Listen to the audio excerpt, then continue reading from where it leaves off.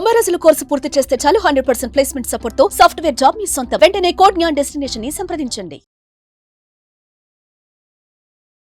Welcome to సుమంటి నేను మీ సుమంటి వినాగ్.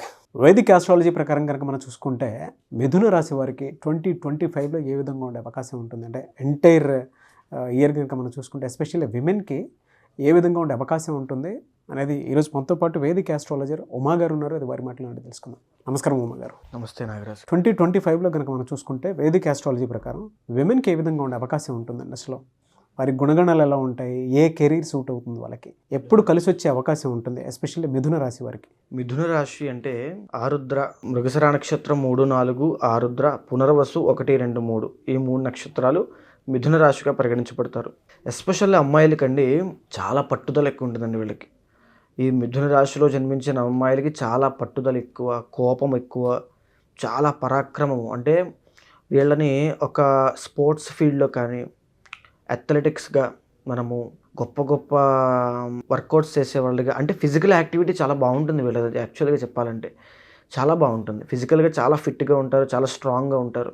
మిథున రాశి స్త్రీలు చాలా పట్టుదల ఎక్కువ, మైండ్ కూడా చాలా స్ట్రాంగ్ అండి. వీళ్ళని అంచనా వేయలేం. ఎందుకంటే అదేవిధంగా వీళ్ళు ఏదైనా చాలా పోటీ అనే విషయంలో వీళ్ళు చాలా కాంపిటీషన్ ఇచ్చేస్తారు అవతల వాళ్ళకి.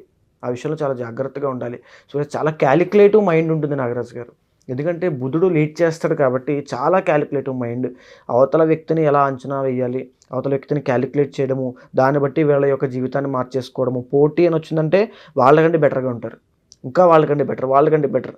ఆ బెటర్మెంట్ అనేది ఎప్పుడు కనబడుతూనే ఉంటుంది వీళ్ళలో. అదే జరిగినటువంటి సంవత్సరంగా వాళ్ళకి అంత బాగా లేదు పాపము, అది తీసేస్తే పక్కకి.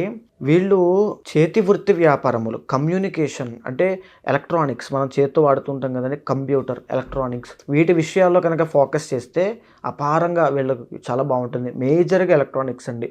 అండ్ ఇందులో ఉండేటువంటి ఆరుద్ర నక్షత్రం కూడా ఎలక్ట్రానిక్స్ మీద ఫోకస్ చేస్తే, ఎందుకంటే రాహు అధిపతి అవుతాడు కదా, రాహు ఎలక్ట్రానిక్స్ అండి. సో రాహు ఈ ఆరుద్ర నక్షత్రం వాళ్ళ మీద ఎక్కువ ఫోకస్ ఉంటుంది కాబట్టి ఈ ఆరుద్ర నక్షత్రం వాళ్ళు ఎలక్ట్రానిక్ ఫీల్డ్లో, అంటే ఎక్కువగా మీరు చూస్తే ఆరుద్ర నక్షత్రం వాళ్ళు చాలా ఫోన్కి, ఎలక్ట్రానిక్స్కి ఇష్టపడతారు బాగా. సో ఆరుద్ర నక్షత్రం వాళ్ళు మిథున రాశి స్త్రీలు అయినా సరే ఎలక్ట్రానిక్స్ మీద కొత్త సాఫ్ట్వేర్స్, ప్రోగ్రామ్స్, అదేవిధంగా నేటి తరంలో ఉండేటువంటి అన్నీ కూడా కోడింగ్ అవ్వచ్చు, వీటి మీద ఫోకస్ చేస్తే రాబోయే రోజుల్లో AI, వీటి మీద ఫోకస్ చేస్తే బ్రైట్ ఫ్యూచర్ ఉంటుందండి. చాలా బాగుంటుంది. వీళ్ళ ఫ్యామిలీ యొక్క పరిస్థితిని మొత్తాన్ని మార్చేస్తారు. మీకు కన్యా, మిథున ఇద్దరికి కూడా బుధుడు అధిపతి. ఇక్కడ కమింగ్ టు కన్యా, వీళ్ళు కేవలము కుటుంబానికి అంత ఉపయోగపడరు. కేవలము వీళ్ళు పనిచేసే చోట వాళ్ళ కింద పనిచేసే వాళ్ళకి, ఆ కంపెనీకి, వాళ్ళకి ఉపయోగపడతారు. కానీ మిథునం అలా కాదు. వీళ్ళలో ఇక్కడ పనిచేసేటువంటి వాళ్ళు వీళ్ళకి వచ్చిన రూపాయిని 10 మందికి ఇవ్వడము, ఫ్యామిలీని కూడా బాగా చూసుకుంటారు. ఫ్యామిలీకి కూడా చాలా ఇంపార్టెన్స్ ఇస్తారు.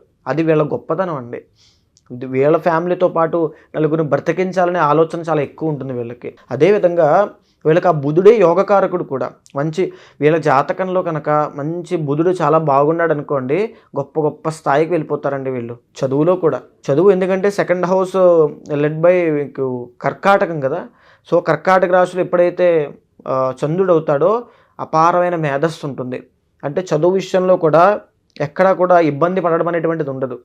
అలా గ్రోయింగ్ పీరియడ్ బెటర్మెంట్గానే ఉంటుంది. సో మాట కూడా చాలా సౌమ్యంగా ఉంటుంది. ఎవరితో ఎలా మాట్లాడాలో తెలుసు, ఎక్కడ ఎలా బిహేవ్ చేయాలో తెలుసు, అవన్నీ తెలిసినటువంటి స్త్రీలు మిథున రాశికి సంబంధించిన స్త్రీలు. అదేవిధంగా వీళ్ళ జాతకం కనుక మనం గమనిస్తే 7th and 10th లార్డ్ గురుడు అవుతాడు మిథున రాశి వాళ్ళకి. Original 7th and 10th lord అండి. మ్యారేజ్ లేట్ అవ్వడము. సో మ్యారేజ్ ఈ పార్ట్ సెటిల్ అయిన తర్వాత నేను చేసుకుంటాను, ఈ జాబ్ వచ్చాక చేసుకుంటాను, ఈ ప్రమోషన్ వచ్చాక చేసుకుంటాను, అలా చేశారంటే మీకు ఖచ్చితంగా లేట్ అయిపోతుందండి. సో మ్యారేజ్ విషయంలో మీరు చాలా జాగ్రత్తగా ఉండండి. తొందరగా మ్యారేజ్ చేసుకోవడానికి ప్రయత్నం చేయండి. అరేంజ్డ్ మ్యారేజ్ అయ్యే అవకాశాలు ఉంటాయి 99%. ఆ 1% లవ్ మ్యారేజ్ చేసుకున్నప్పటికీ కూడా కాస్త అనుకునేటువంటి, మీకు అనుగుణంగా ఉండేటువంటి స్వభావం ఉన్న వ్యక్తిని ఇష్టపడండి. ఎందుకంటే మీకు 7th and 10th లార్డ్ పాపి అవుతాడు. మ్యారీడ్ లైఫ్లో ఇబ్బందులు రావడానికి అవకాశం ఎక్కువ ఉంటుంది. కాబట్టి చాలా క్షుణ్ణంగా ఆలోచించుకుని ఒక అడుగు వేసే ముందు మ్యారీడ్ లైఫ్లో మాత్రం చాలా జాగ్రత్తగా ఉండాలి.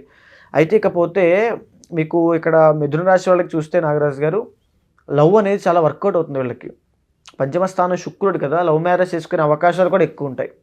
అంటే ఎలా అంటే వీళ్ళు జనరల్గా అరేంజ్డ్ మ్యారేజ్ చేసుకుంటారు.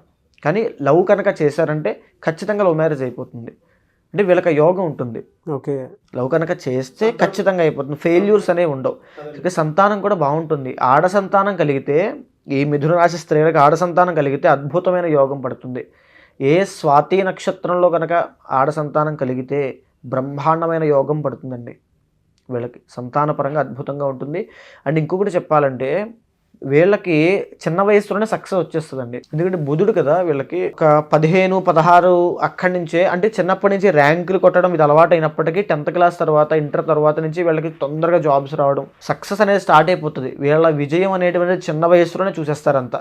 మొత్తం వీళ్ళ విజయ పతాకం అంతా ఎగిరిపోతుంది అక్కడే. అయితే ఇంకా చూడాలంటే 12వ స్థాన అధిపతి శుక్రుడు అవుతాడు కాబట్టి విదేశీ యోగం కూడా వీళ్ళకి చాలా బాగా వర్కౌట్ అవుతుంది. విదేశాల్లో నివసించడం, అక్కడ ఆస్తులు కొనడం, ఇవన్నీ మీకు విదేశాలు వెళ్ళాలి అని ఉంది అనుకోండి, మిథున రాశి స్త్రీలకి ఇండివిజువల్ జాతకంలో మీకు శుక్రుడు బాగుండాలి, లేదా మీకు 9th and 12th లాంటి చాలా బాగుండాలి. అప్పుడు అద్భుతంగా మీకు విదేశీ యోగం బాగుంటుంది. విదేశాలు వెళ్ళి స్థిరపడే యోగం ఉంటుంది. ఇక్కడ మీకు 2 ఉంటాయండి. ఒకటి విదేశాలు వెళ్ళడము, అక్కడ ఉండడము, చదువుకోవడము, ఉద్యోగం చేయడము. రెండవది విదేశాల్లో స్థిరపడము, ఆస్తులు కొనుగోలు చేయడము, అక్కడ ఎంజాయ్ చేయడము, అంటే అక్కడే వారి యొక్క వసతి అంతా ఉండడం, ఆవాసం అక్కడే. ఇంకా అలాంటి యోగం వేరు.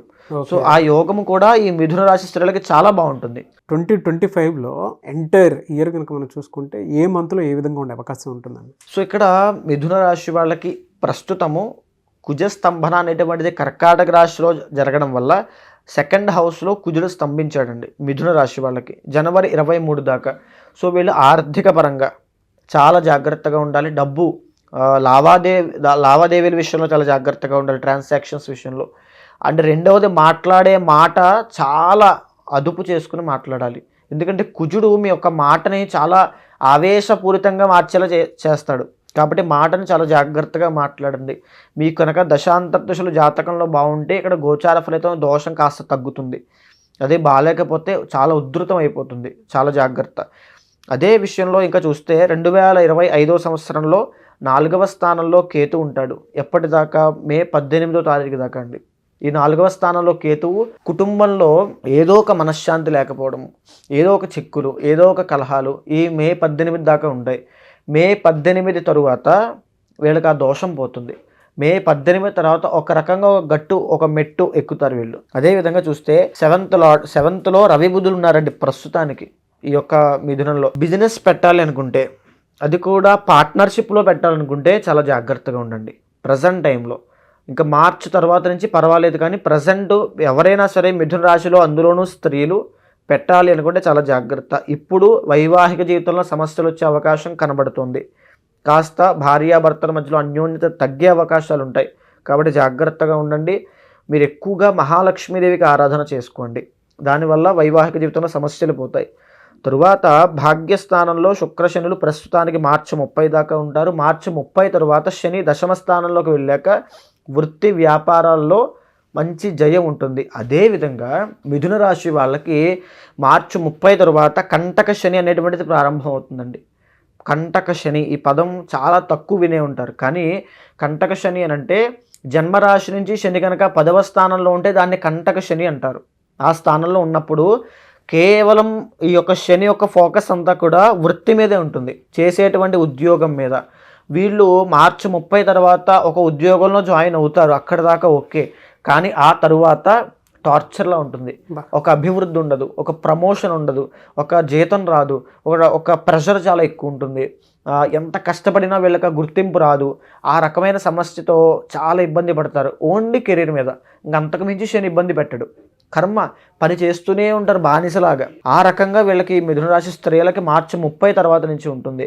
సో ఎప్పుడైతే మే 15వ తారీఖు తర్వాత గురుడు మిథునంలోకి వస్తున్నాడో, అంటే 12వ ఈ యొక్క లగ్నంలోకి వస్తున్నాడు, వచ్చిన తర్వాత వీళ్ళకి మే 15 తర్వాత గుర్తింపు, శుభకార్యాలు అనేవి కనబడుతున్నాయి.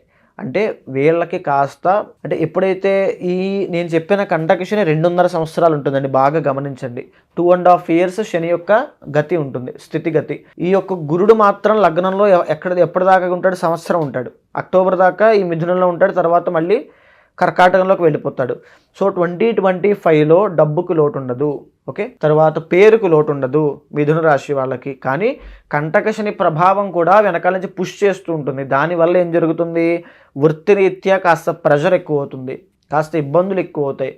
సో ఇక్కడ పునాది అండి, ఇది పునాది, ఫౌండేషన్, ఈ శని ఇచ్చేటువంటి పునాది. ఇక్కడ నుంచి అలా డెవలప్ అవుతూ ప్రెషర్ డెవలప్ అవుతూ ఎప్పుడైతే గురుబలం వీక్ అయిందో ఒకేసారి ఎఫెక్ట్ అవుతుంది. కాబట్టి చేయాల్సిందల్లా ఏమిటంటే ప్రతి శనివారము శనికి అభిషేకం చేయించడం నల్ల నువ్వుల నూనెతో, శనికి నువ్వుల దానం ఇవ్వడము, తరువాత శనికి సంబంధించి పురస్చరణ హోమం చేయడము, హనుమాన్ చాలీసా పారాయణ చేయడము. ఇవన్నీ చేస్తే శని యొక్క సంపూర్ణ అనుగ్రహం కలుగుతుంది. కంటక శని దోషము ఇప్పుడు స్వల్పంగా పనిచేస్తుంది కాబట్టి అది కూడా ఇంకా పనిచేయదు, చాలా బాగుంటుంది. ఏ వారం వీళ్ళకి బాగా కలిసి వచ్చే అవకాశం ఉంటుంది? ఎక్కువగా చెప్పాలంటే గురువారం అండి. గురువారం చాలా ఎక్సలెంట్గా ఉంటుంది. గురువారం ఏ పని చేసినా వీళ్ళకి బాగుంటుంది. ఆ దోషాలు అయితే ఏముంటాయి జనరల్గా? దోషాలు అయితే మ్యారీడ్ లైఫ్లో ఇష్యూస్ అండి. ఇందాక చెప్పాను నేను, మ్యారీడ్ లైఫ్లో చేసుకునే ముందు చాలా ఆచితూచి చేసుకోవాలి.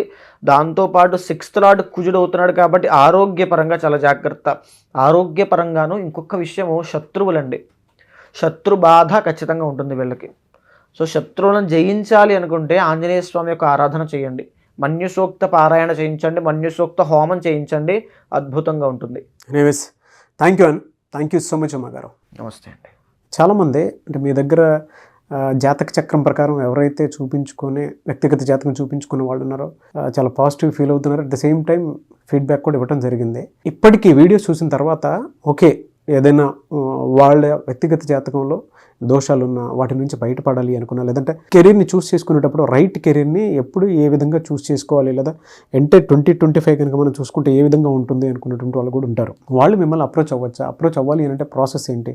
కొంతమందికి వ్యక్తిగత దోషాలు ఉన్నప్పుడు పెళ్ళిళ్ళవో కొన్ని పూజలు, యజ్ఞాలు, యాగాలు, హోమాలు లాంటివి చేస్తే వాళ్ళకి డెఫినెట్గా కలిసి వచ్చే అవకాశం ఉంటుందని చెప్పేసి అనుకుంటుంటాం మనం. వాళ్ళు నమ్మే నమ్మకాన్ని బట్టి ఉంటుంది.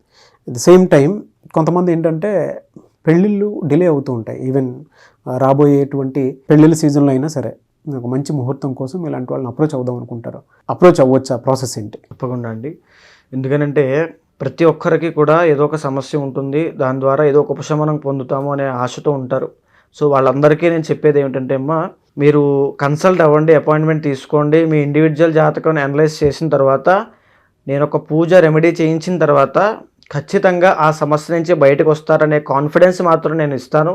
ఆ ఏ ముహూర్తం ఉన్నా ఏమున్నా సరే ఖచ్చితంగా కన్సల్ట్ అవ్వచ్చు. కన్సల్ట్ అయితే మా టీం ఎవరైతే మా వాళ్ళు ఉంటారో మీకు డీటెయిల్స్ అన్నీ చెప్తారు, మీతో మాట్లాడతారు. తప్పకుండా నేను మీతో మాట్లాడతాను. ఓకే, అప్రోచ్ అవ్వచ్చు మిమ్మల్ని. తప్పకుండా అండి. ముహూర్తాలు, పేరు, దాంతోపాటు కొంతమంది గృహప్రవేశానికి సంబంధించింది, పెళ్లి ముహూర్తానికి సంబంధించింది కూడా అప్రోచ్ అవ్వాలనుకుంటారు. తప్పకుండా అవ్వచ్చు అండి. Anyways, thank you so much Uma గారు. నమస్తే. చూసారు కదండి వీడియో. ఈ వీడియోపై మీ అభిప్రాయాన్ని కమెంట్ బాక్స్లో పోస్ట్ చేయండి. ముఖ్యంగా మీరు కనుక ఉమా గారిది అంటే వేదిక ఆస్ట్రాలజర్ ఉమా గారి కాంటాక్ట్ నెంబర్ తోటి అపాయింట్మెంట్ తీసుకోవాలి అనుకుంటే మీకుండేటువంటి ఏదున్నా సరే అంటే కెరీర్ పాయింట్లో నుంచి చూసినప్పుడు 2025 ఏ విధంగా ఉంది, లేదంటే వ్యక్తిగత జాతకం ఏ విధంగా ఉంది, మీకుండేటువంటి ప్రాబ్లమ్స్ని వేదిక ఆస్ట్రాలజీ త్రూ సొల్యూషన్ కావాలి అనుకున్నటువంటి వాళ్ళు ఎవరైనా సరే ఒక రెమెడీ కోసం కాల్ ఆర్ మెసేజ్ వాట్సాప్ చేసి అపాయింట్మెంట్ బుక్ చేసుకోవాలి అనుకుంటే స్క్రీన్ మీద మీకు కాంటాక్ట్ నెంబర్ కనిపిస్తుంది, దాన్ని మీరు కాల్ ఆర్ మెసేజ్ వాట్సాప్ చేసి వెంటనే అపాయింట్మెంట్ బుక్ చేసుకోండి. అండ్ ఇలాంటి మరిన్ని వీడియోస్ కోసం మా ఛానల్ ఫాలో అవ్వండి. Thank you.